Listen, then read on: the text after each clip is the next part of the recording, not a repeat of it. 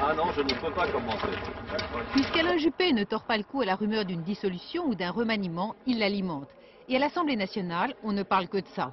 On y croit ou on n'y croit pas, on l'espère ou on le redoute, mais la majorité est saisie de tournis, y compris le président de la commission des lois, reçu pourtant ce matin par Jacques Chirac. À titre purement institutionnel, je ne suis pas favorable. Mais je reconnais que le président de la République est totalement libre. Je crois qu'il est bon de rendre la parole au peuple. On dit qu'il y a aujourd'hui des sondages contradictoires. Eh bien, le mieux, c'est d'aller devant les électeurs et de laisser le juge. Une bonne chose, c'est de respecter les calendriers, sauf s'il y a des raisons valables. Et le président de la République est juge de ces raisons. Et il ne m'a pas fait de confidence. Alors, à défaut de confidence, on pèse le pour et le contre. Et à gauche, on teste déjà ce qui pourrait être un slogan de campagne. S'il y avait une dissolution, ce serait évidemment une dissolution pour convenance personnelle, donc une manipulation. En fin d'après-midi, à l'UDF, on devait parler programme.